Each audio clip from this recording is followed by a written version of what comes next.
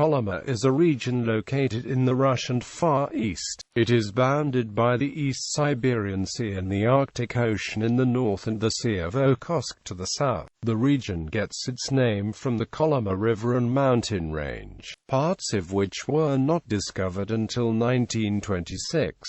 Today the region consists roughly of the Chukotka Autonomous Okrug and the Magadan Oblast. The area, part of which is within the Arctic Circle, has a subarctic climate with very cold winters lasting up to 6 months of the year. Permafrost and tundra cover a large part of the region. Average winter temperatures range from -19 degrees Celsius to -38 degrees Celsius, and average summer temperatures from +3 degrees Celsius to +16 degrees Celsius. There are rich reserves of gold, silver, tin, tungsten, mercury, copper, antimony, coal, oil, and peat. 29 zones of possible oil and gas accumulation have been identified in the Sea of Okhotsk shelf. Total reserves are estimated at 3.5 billion tons of equivalent fuel, including 1.2 billion tons of oil and 1.5 billion cubic meters of gas.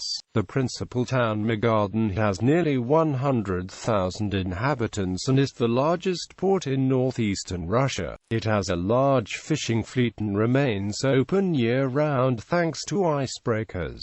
Magadan is served by the nearby Sokol Airport. There are many public and private farming enterprises, gold mines, pasta and sausage plants, fishing companies and a distillery formed the city's industrial base. Prehistory. During archaeological investigations of Paleolithic sites on the Angara, in 1936 the unique Stone Age site of Buret was discovered, which yielded an anthropomorphic sculpture, skulls of rhinoceroses, and surface and semi-subterranean dwellings. The houses were analogous, on one hand, to Paleolithic European houses and, on the other, to ethnographically studied houses of the Eskimos, Chukchi and Koryaks. The indigenous peoples of this region include the Evens, Koryaks, Yupiks, Chukchis, Oroks, Tuvans and Italmans, who traditionally lived from fishing along the Sea of Okhotsk coast or from reindeer herding in the river Kolyma Valley. History. Under Joseph Stalin's rule, Kolyma became the most notorious region for the Gulag labor camps. Tens of thousands or more people may have died en route to the area or in the Kolyma's series of gold mining, road building, lumbering, and construction camps between 1932 and 1954.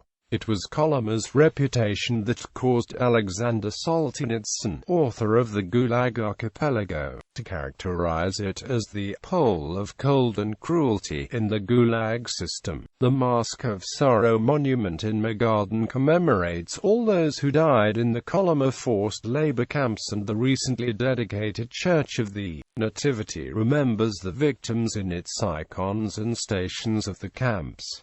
Emergence of the Gulag camps. Gold and platinum were discovered in the region in the early 20th century. During the time of the USSR's industrialization, the need for capital to finance economic development was great. The abundant gold resources of the area seemed tailor-made to provide this capital. A government agency, Dalstroy, was formed to organize the exploitation of the area. Prisoners were being drawn into the Soviet penal system in large numbers during the initial period of Kolyma's development, most notably from the so-called anti-Kulak campaign and the government's internal war to force collectivization on the USSR's peasantry. These prisoners formed a readily available workforce. The initial efforts to develop the region began in 1932, with the building of the town of Magadan by forced labor. After a grueling train ride on the Trans-Siberian Railway, prisoners were disembarked at one of several transit camps and transported across the Sea of Okhotsk to the natural harbor chosen for Magadan's construction. Conditions aboard the ships were harsh, according to a 1987 article in Time magazine. During the 1930s, the only way to reach Magadan was by ship from Khabarovsk, which created an island psychology and the term Gulag Archipelago. Within the crowded prison ships, thousands died during transportation. One survivor's memoir recounts that the prison ship Zherma was caught in the autumn ice in 1933 while trying to get to the mouth of the Kolyma River. When it reached port the following spring, it carried only crew and guards. All 12,000 prisoners were missing, left dead on the ice. Quote, "It turns out that this incident, widely reported since it was first mentioned in a book published in 1947, could not have happened as the ship Zherma was not in Soviet hands until mid-1935. A detailed analysis of this legend can be found in the book, Stalin's Slave Ships, Kolyma, the Gulag Fleet, and the Role of the West. In 1932, expeditions pushed the way into the interior of the Kolyma, embarking on the construction of the Kolyma Highway, which was to become known as the Road of Bones.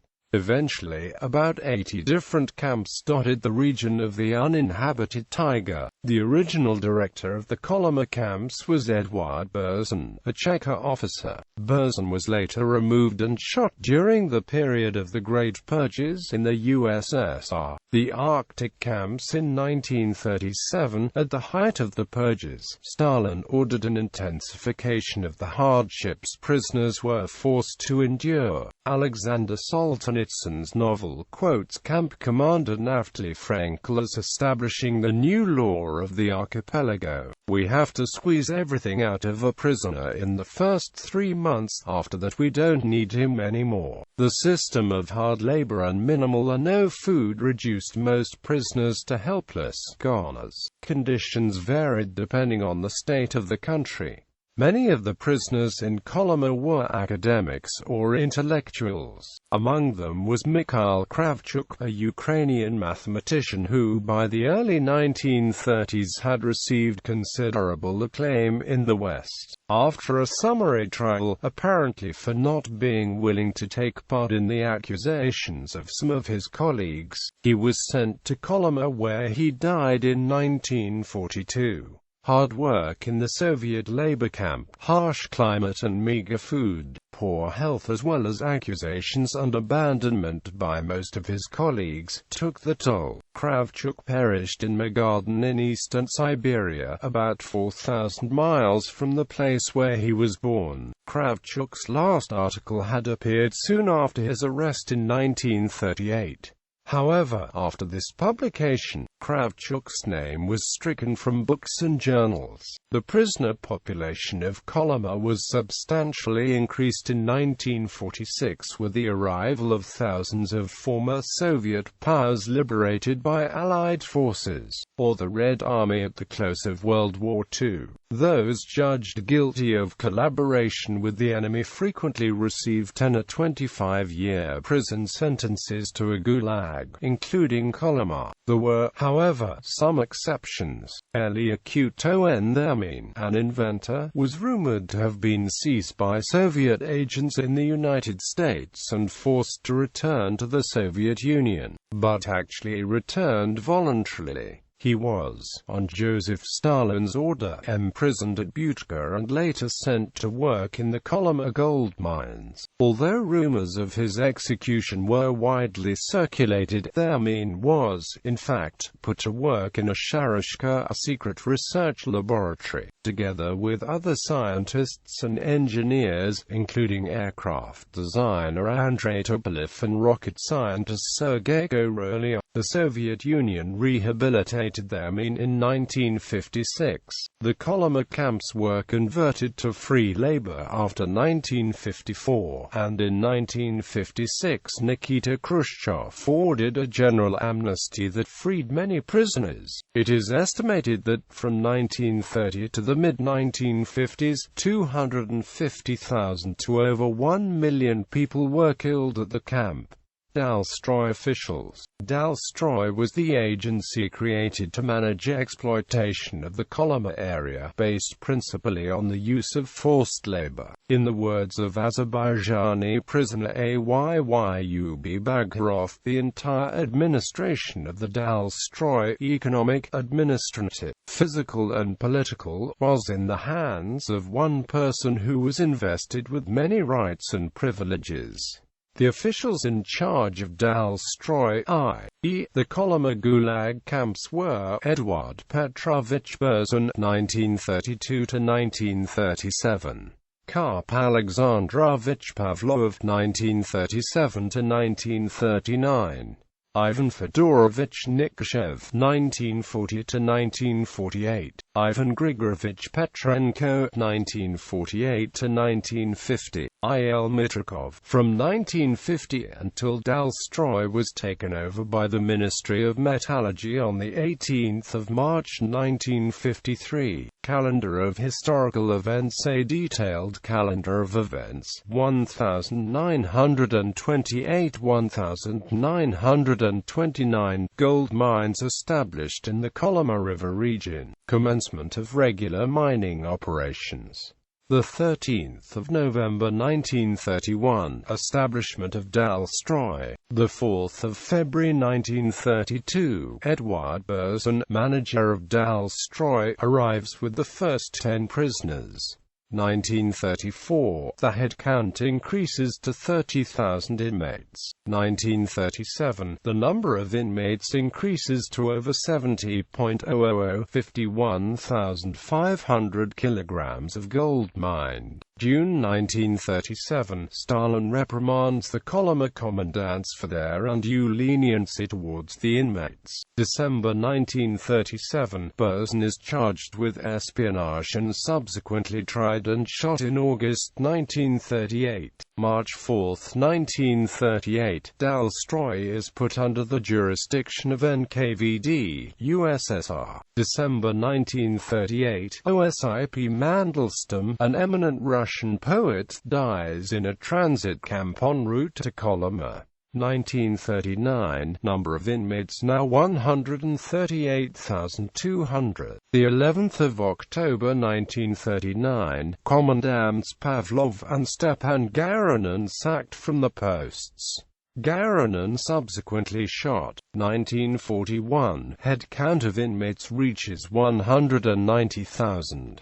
Also some 3,700 Dalstroy contract workers. May 23, 1944, U.S. Vice President Henry A. Wallace arrives for a NKVD-hosted 25-day tour of Magadan, Kolyma, and the Russian Far East. October 1945, camp for the Japanese prisoners of war is established in Magadan, to provide extra labor. 1,952 to 199,726 inmates, the highest ever in the history of the Kolyma camps and Dalstroy. May 1952, according to Commandant Mitrikov, Sevoslag is dissolved, Dalstroy transformed into the General Board of Labor Camps. March 1953, after Stalin's death, Dalstroy transferred to the Ministry of Metallurgy. Camp units come under the jurisdiction of the Soviet Ministry of Justice. September 1953, Dalstroy camp units taken over by the newly established Management Board of the Northeastern Corrective Labor Camps. Harsh camp regime gradually relaxed. 1953 to 1956, period of mass amnesties and the release of most political prisoners. Some camp closures begin. 1957, Dalstroy liquidated. Many of the former prisoners continued to work in the mines with a modified status and a few new prisoners arrived, at least until the early 1970s.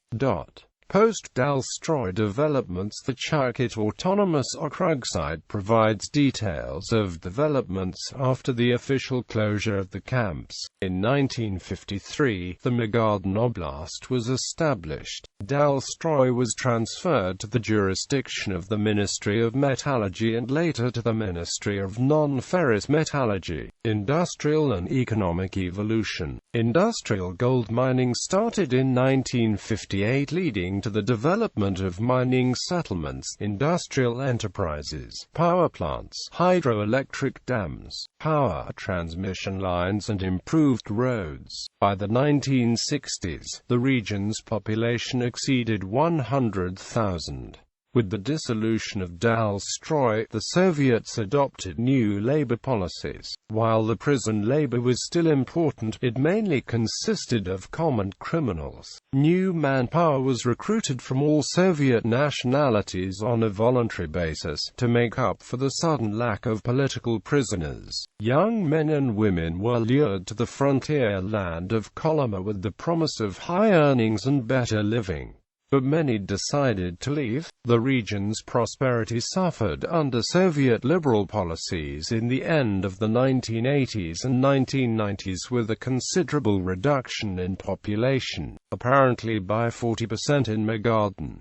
A U.S. report from the late 1990s gives details of the region's economic shortfall, citing outdated equipment, bankruptcies of local companies and lack of central support. It does, however, report substantial investments from the United States and the governor's optimism for future prosperity based on revival of the mining industries. Last political prisoners. Dalstroy and the camps did not close down completely. The Kolyma Authority, which was reorganized in 1958-59, finally closed in 1968.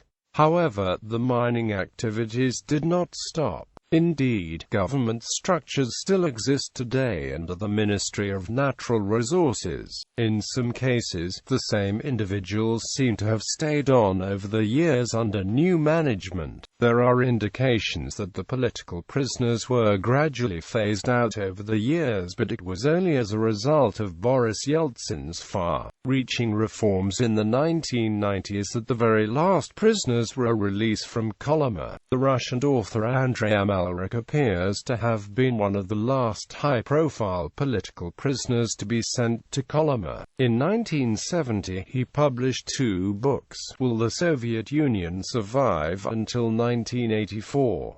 And Involuntary Journey to Siberia. As a result, he was arrested for defaming the Soviet state in November 1970 and sentenced to hard labor, apparently in Kolyma, for what turned out to be a total of almost 5 years.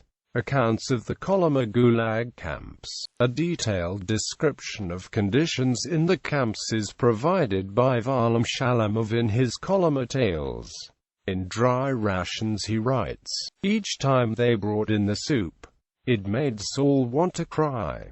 We were ready to cry for fear that the soup would be thin, and when a miracle occurred and the soup was thick, we couldn't believe it and ate it as slowly as possible. But even with thick soup in a warm stomach, there remained a sucking pain. We'd been hungry for too long. All human emotions, love, friendship, envy, concern for one's fellow man, compassion, longing for fame, honesty, had left us with the flesh that had melted from our bodies." During and after the Second World War, the region saw major influxes of Ukrainians, Polish, German, Japanese, and Korean prisoners. There is a particularly memorable account written by a Romanian survivor, Michael Solomon, in his book Magadan, which gives us a vivid picture of both the transit camps leading to the Kolyma and the region itself. The Hungarian, George Bian, author of The Lost Years, also recounts the horrors of Kolyma. His story has also led to a film. Soviet Gold, the first autobiographical book written by Vladimir Nikolaevich Petrov, is almost entirely a description of the author's life in Magadan and the Kolyma goldfields. In Bitter Days of Kolyma, Ayyub Bagharov, an Azerbaijani accountant who was finally rehabilitated, provides details of his arrest, torture and sentencing to 8 years imprisonment in a labor camp for refusing to incriminate a fellow official for financial irregularities. Describing the train journey to Siberia, he writes, "The terrible heat, the lack of fresh air, the unbearable overcrowded conditions all exhausted us. We were all half-starved. Some of the elderly prisoners, who had become so weak and emaciated, died along the way. Their corpses were left abandoned alongside the railroad tracks." A vivid account of the conditions in Kolyma is that of Brother Gene Thompson of Kiev's Faith Mission. He recounts how he met Vyacheslav Parman, a prisoner who survived because he knew how to grow cabbages. Parman spoke of how guards read out the names of those to be shot every evening. On one occasion a group of 169 men were shot and thrown into a pit. The fully clothed bodies were found after the ice melted in 1998. One of the most famous political prisoners in Kolyma was Vadim Kozin, possibly Russia's most popular romantic tenor, who was sent to the camps in February 1945, apparently for refusing to write a song about Stalin. Although he was initially freed in 1950 and could return to his singing career, he was soon framed by his enemies on charges of homosexuality and sent back to the camps. Though released once again several years later, he was never officially rehabilitated and remained in exile in Magadan, where he died in 1994. Speaking to journalists in 1982, he explained how he had been forced to tour the camps. The Politburo formed brigades which would, under surveillance, go on tours of the concentration camps and perform for the prisoners and the guards, including those of the highest rank. Quote, "In July 1993 Vadim Kozin told his story, sang and played his piano probably for the last time in the documentary on the Gulag in the far east of Siberia, Goude Virgiton in Siberia aka Gold, Lost in Siberia www.imdb.com by Dutch author Gerard Jacobs and filmmaker Theo Uitenbogard." Finally, Ukrainian prisoner Nikolai Gertman, who spent the years 1945 to 1953 in Kolyma, records his testimony in pictures rather than words. But he does have a plea. Some may say that the Gulag is a forgotten part of history and that we do not need to be reminded. But I have witnessed monstrous crimes. It is not too late to talk about them and reveal them. It is essential to do so. Some have expressed fear on seeing some of my paintings that I might end up in Kolyma again, this time for good. But the people must be reminded of one of the harshest acts of political repression in the Soviet Union. My paintings may help achieve this. The Jamestown Foundation provides access to all 50 of Getman's paintings together with explanations of the significance, estimating the number of victims. The amount of hard evidence in regard to Kolyma is extremely limited. Unfortunately, no reliable archives exist about the total number of victims of Stalinism. All numbers are estimates. In his book, Stalin, Edward Radzinsky explains how Stalin, while systematically destroying his comrades in arms, at once obliterated every trace of them in history. He personally directed the constant and relentless purging of the archives. That practice continued to exist after the death of the dictator. In an account of a visit to Magadan by Harry Wu in 1999, there is a reference to the efforts of Alexander Buryukov, a Magadan lawyer, to document the terror. He is said to have compiled a book listing every one of the 11,000 people documented to have been shot in Kolyma camps by the state security organ, the NKVD. Buryukov, whose father was in the Gulag at the time he was born, has begun researching the location of graves. He believed some of the bodies were still partially preserved in the permafrost. It is therefore impossible to provide final figures on the number of victims who died in Kolyma. Robert Conquest, author of The Great Terror, now admits that his original estimate of 3 million victims was far too high. In his article Death Tolls for the Man-Made Megadeaths of the 20th Century, Matthew White estimates the number of those who died at 500,000. In Stalin's slave ships, Martin Bollinger undertakes a careful analysis of the number of prisoners who could have been transported by ship to Magadan between 1932 and 1953, and the probable number of deaths each year. This produces figures significantly below earlier estimates, but, as the author emphasizes, his calculations are by no means definitive. In addition to the number of deaths, the dreadful conditions of the camps and the hardships experienced by the prisoners over the years need to be taken into account. In his review of Bollinger's book, Norman Palmer refers to 130,000 victims who died at Kolyma. As Bollinger reports in his book, the 3 million estimate originated with the CIA in the 1950s and appears to be a flawed estimate. This number is also estimated by the last survivors.